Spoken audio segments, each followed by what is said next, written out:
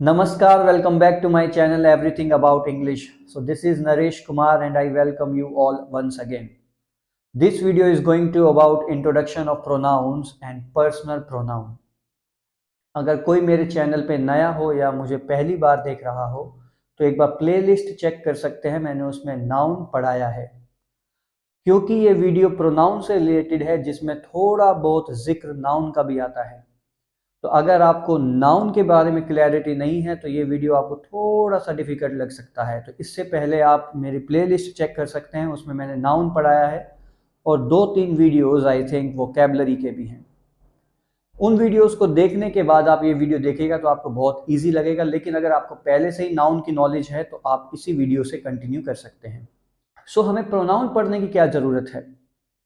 मेरा सबसे पहला क्वेश्चन यही होता है बच्चों से कि अगर आपने नाउन पढ़ लिया है तो प्रोनाउन की क्या जरूरत है? क्योंकि अगर आप प्रोनाउन शब्द को देखेंगे तो उसमें लिखा हुआ आता है प्रो नाउन, इट मीन्स उसमें नाउन भी है। तो अगर हमने पहले ही नाउन पढ़ लिया है तो प्रोनाउन की क्या जरूरत? देखिए, इसका सिंपल सा ये आंसर है कि प्रोनाउन की जो डेफिनेशन आपको किताबों में मिलती है वो ये है कि words we use in place of noun. हम नाउन की जगह पे जो शब्द यूज करते हैं वो प्रोनाउन होते हैं। मैं किसी को क्रॉस नहीं कर रहा हूं, लेकिन को मैं थोड़ा सा आपको चेंज करके अगर बताऊं तो प्रोनाउन का मतलब होता है words which stop the repetition of noun. जी हाँ, अगर नाउन की रिपीटेशन को कोई शब्द रोकता है तो वो प्रोनाउन कहलाता है। हिंदी में प्रोनाउन को सर्वनाम कहते हैं। आपने अगर कोई वर्ड लिखा, फॉर एग्जाम्पल राम, राम घर जाता है, एक सेंटेंस आपने लिखा। उसके बाद अगर आपने फिर बोला राम पढ़ाई करता है, राम खाना खाता है, तो ये बच्चों की पोएम जैसा साउंड करेगा और पढ़ने वाले को और सुनने वाले को लगेगा कि यार एक ही नाम बार बार क्यों बोल रहे हो भाई? जब एक बार राम की बात हो चुकी है तो बार बार उसका नाम लेने की क्या जरूरत है? हालांकि राम जी का नाम जितनी बार लिया जाए वो अच्छा है, लेकिन फिर भी इस सेंटेंस में एक ही नाम को बार बार अगर बोला जाए तो ऑकवर्ड लगता है, अजीब लगता है। और हिंदी में भी तो हम कहते हैं यार एक बात को कितनी बार बोलोगे। ठीक इसी के लिए या इस चीज से बचने के लिए इंग्लिश में प्रोनाउन है, क्योंकि इंग्लिश कहती है अगर नाउन एक बार बोल दिया गया है तो उसकी जगह पर कोई दूसरा शब्द आप इस्तेमाल कर सकते हैं जो उसी नाउन के बारे में बताए। हिंदी में अगर हम बात करें कि राम मेरा दोस्त है, वह मेरे साथ पढ़ता है, तो आपने गौर किया कि यहां पे जो एक सेंटेंस दिया है वह मेरे साथ पढ़ता है, यहां पर वह किसके लिए यूज हुआ है? राम के लिए, क्योंकि आपने सबसे पहले जिक्र राम का कर दिया है। ठीक इसी प्रकार मान लीजिए किसी का नाम नेहा हो तो वो कह सकती है कि नेहा मेरा नाम है, नेहा 10वीं में पढ़ती है। तो ये सुनने में अजीब लगेगा ना, कौन नेहा? जी मैं ही नेहा। तो फिर अपना नाम क्यों ले रहे हो बार बार? उसकी जगह पे कुछ यूज कर सकते हो ना, जैसे नेहा मेरा नाम है, मैं 10वीं में पढ़ती हूं। तो यहां पर जो आपने इस्तेमाल किया है मैं शब्द, वो क्यों किया है? क्योंकि आपने नेहा यानी नाउन को रोकने का काम किया है। ठीक इसी तरीके से भाषा लिखी जाती है।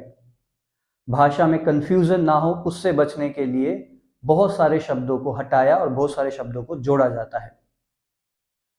तो प्रोनाउन की जरूरत ही इसलिए पड़ी हमें कि हम बार बार एक नाम को रिपीट ना करें।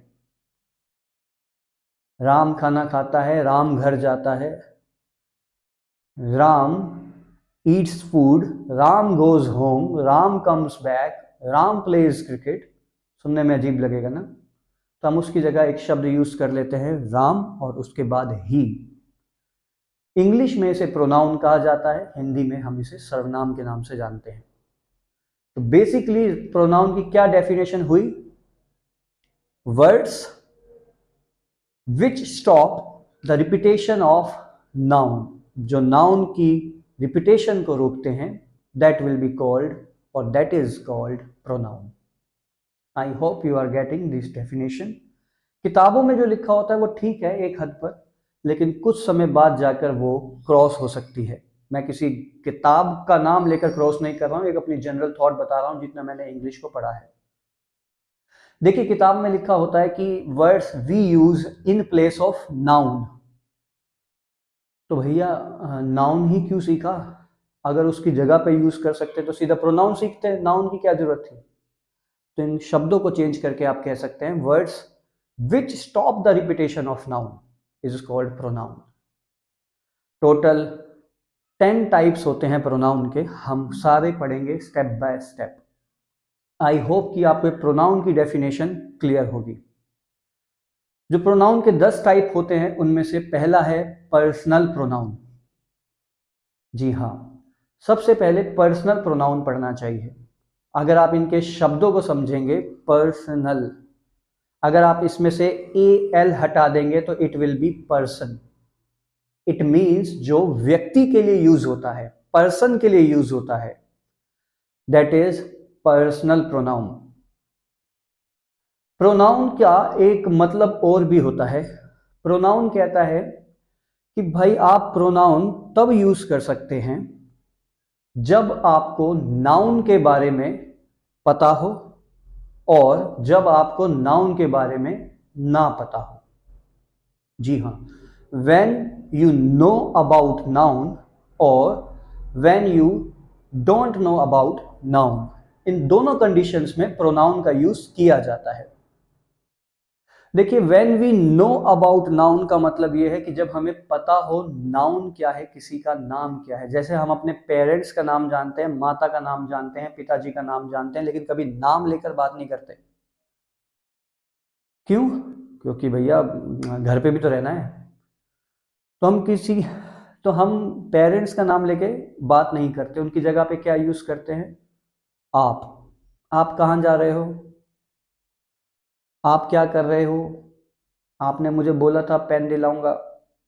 फादर से या मदर से आप ऐसे बात कर सकते हैं, लेकिन नाम लेकर हम बात नहीं करते। इसका मतलब नाउन पता है, यानी उनका नाम पता है, लेकिन फिर भी उसकी जगह पर एक शब्द यूज करते हैं, दैट इज आप। इंग्लिश में यू कहते हैं। तो ये भी तो प्रोनाउन ही है, जबकि आपको नाउन पता था। दूसरी कंडीशन तब आती है जब आपको नाउन ही ना पता हो।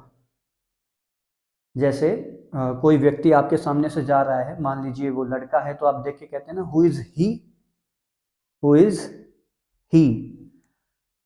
मान लीजिए आपको उसका नाम पता है, तो और वो सामने से जा रहा है, तो ये थोड़ी कहेंगे हु इज राम, नहीं ना, क्या कहेंगे? Who is he. एक प्रोनाउन होता है दैट। What is that? आपको नहीं पता। शो मी दैट, आपको नहीं पता, तभी तो आप उसकी जगह पे कुछ यूज करते हैं। तो इसी कंडीशन में प्रोनाउन दो तरीके से यूज किया जाता है। When you know about noun, माता पिता का नाम फिर भी हम नहीं लेते, उसकी जगह पे प्रोनाउन यूज करते हैं यू। आप कहाँ हैं, आप कैसे हैं, हाउ आर यू। और दूसरा तरीका क्या था? When you don't know about noun, जब आपको नाउन का ही ना पता हो, तब उसकी जगह क्या यूज करते हैं? प्रोनाउन। प्रोनाउन इन दो कंडीशंस पे यूज होता है। I hope it is clear to you. Now let's move to the first type of pronoun, that is personal pronoun. Personal pronoun में हमारे पास I, we, you, they, he, she and it होता है।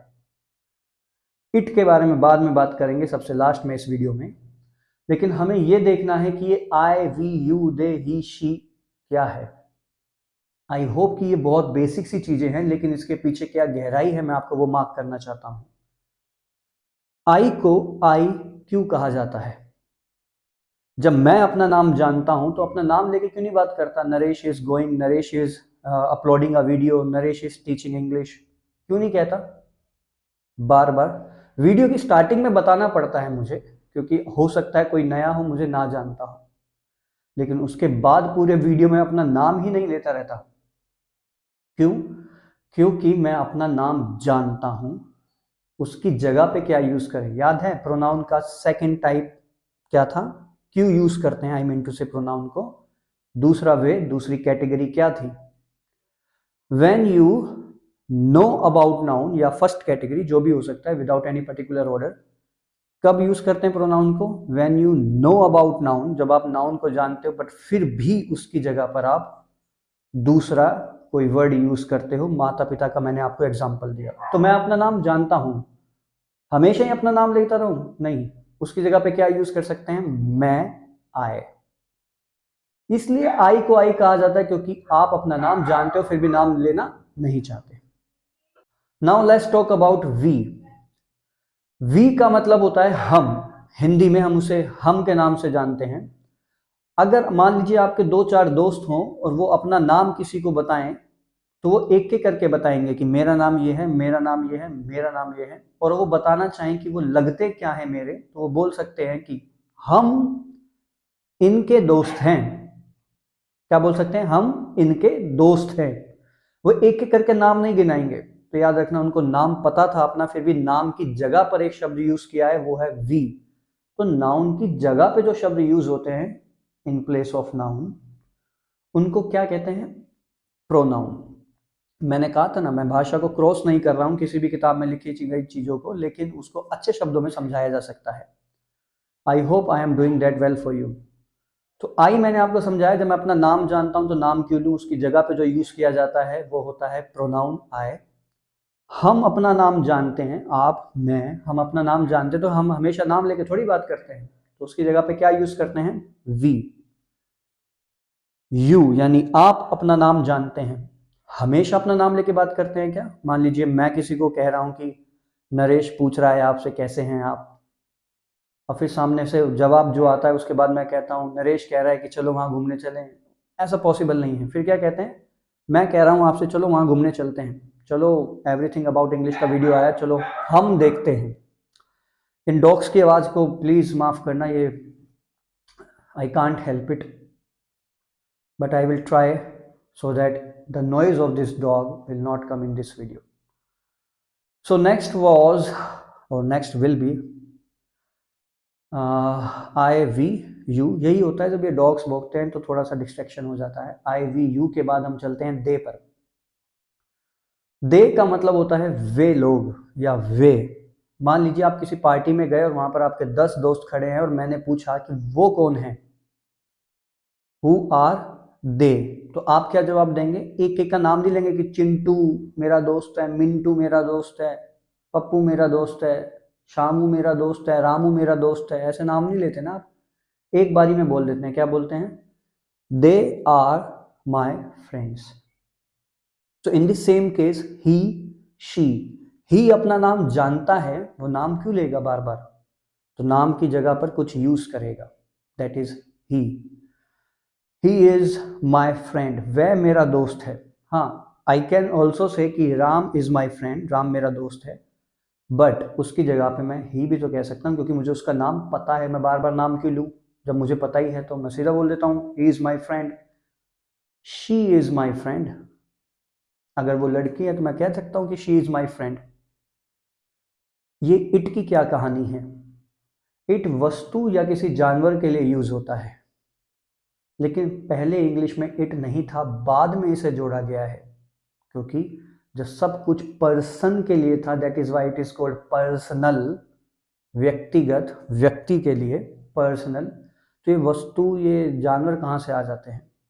वो इसलिए आ जाते हैं कि जब ये इंग्लिश बनाई गई तो ही, शी, इट नहीं था, ही, शी था।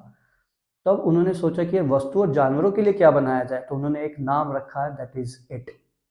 तो इट हमेशा लास्ट में इसलिए यूज किया जाता है, ये वस्तु और जानवरों को डिनोट करता है। मान लीजिए किसी ने डॉग पाला है तो कह सकता है इट इज अ डॉग, यह एक डॉग है, यानी यह एक कुत्ता है। It is a dog. It is a chair, ये एक चेयर है। It is a table. It is a marker, ये एक मार्कर है। इट इज अ वीडियो, यह एक वीडियो है। ये वस्तुओं और जानवरों में आ जाते हैं, इसलिए इसके लिए इट का यूज करते हैं। हालांकि इंग्लिश में पर्सोनिफिकेशन एक चैप्टर होता है जो आप धीरे धीरे इस चैनल पे पढ़ेंगे, जिसमें आप मानवीयकरण जिसे हिंदी में कहते हैं, और जिसमें आप वस्तुओं को इंसानों की तरह यानी ऑब्जेक्ट्स को ह्यूमन बींग्स की तरह काम करवा के देखते हैं। वहां पर ही और शी भी आ सकता है, लेकिन फिलहाल इस वीडियो में मैंने आपको मार्क किया कि पर्सनल प्रोनाउन किसे कहते हैं। I, we, you, they, he, she, it. तो इस वीडियो के सारे मैंने आपको मार्क किया कि प्रोनाउन किसे कहते हैं, प्रोनाउन का इंट्रोडक्शन, प्रोनाउन की डेफिनेशन मैंने आपको मार्क की कि words we use in place of noun. ठीक है, किताबों में चल जाता है, आपके लिए हमारे लिए ठीक है, बट अंडरस्टैंडिंग के लिए, इंग्लिश के लिए बेटर डेफिनेशन होती है words which stop the repetition of noun. I hope it is clear to you. So now I am going to end this video here. So if you have any doubt, you can ask in comment section. So this is Naresh. Thank you so much for being here with me. Thank you so much for supporting my channel. Thank you so much for watching this video. If you are new to my channel, please subscribe to my channel. I haven't said this before, but now I am saying it. I hope it is clear to you that what is the definition of pronoun and what is the use of pronoun and what is the first type of pronoun, personal pronoun. So this is Naresh saying you bye-bye. Thank you, good night and be safe. Thank you.